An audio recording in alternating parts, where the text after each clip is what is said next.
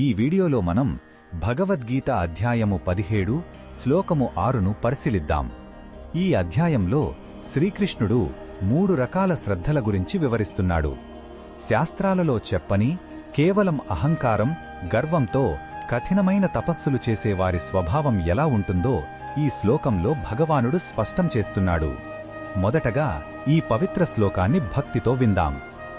కర్షయంతః శరీరస్థం భూతగ్రామమచేతసః మాం చైవాంతః శరీరస్థం తాన్ విద్యాసురనిశ్చయాన్. ఈ శ్లోకం అర్థం ఏమిటంటే, అవివేకులు అంటే సరైన మార్గంలో లేనివారు తమ శరీరంలోని పంచభూతాల సమూహాన్ని, అలాగే ఆ శరీరంలోనే అంతరాత్మరూపంలో ఉన్న నన్ను కూడా తీవ్రంగా హింసిస్తారు. అలాంటి కఠోరమైన అశాస్త్రీయమైన పనులు చేసేవారిని అసుర స్వభావం కలవారని తెలుసుకోమని శ్రీకృష్ణుడు అర్జునుడికి చెబుతున్నాడు. ఈ శ్లోకంలో ఉన్న భావం మనకు ఏమి చెప్తుందంటే, ఈ దేహం భగవంతుడు నివసించే ఒక పవిత్రమైన ఆలయం.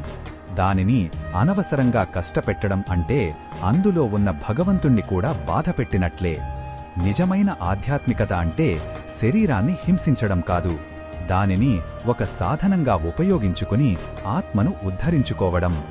అహంకారంతో చేసే ఏ పనైనా అది తపస్సులా కనిపించినా అది అసుర స్వభావానికే దారితీస్తుందని ఈ శ్లోకం మనల్ని హెచ్చరిస్తుంది. ఈ బోధనను మన దైనందిన జీవితంలో ఎలా ఉపయోగించుకోవచ్చంటే, మన ఆరోగ్యాన్ని మనం నిర్లక్ష్యం చేయకూడదు. అతిగా ఉపవాసాలు ఉంటూ శరీరాన్ని శుష్కింపజేయడం, లేదా పని ఒత్తిడిలో సరైన నిద్ర, ఆహారం తీసుకోకపోవడం కూడా ఒక రకంగా మనల్ని మనం హింసించుకోవడమే. మన శరీరాన్ని, మనసును ఆరోగ్యంగా ఉంచుకోవడం కూడా ఒక ఆధ్యాత్మిక సాధనే.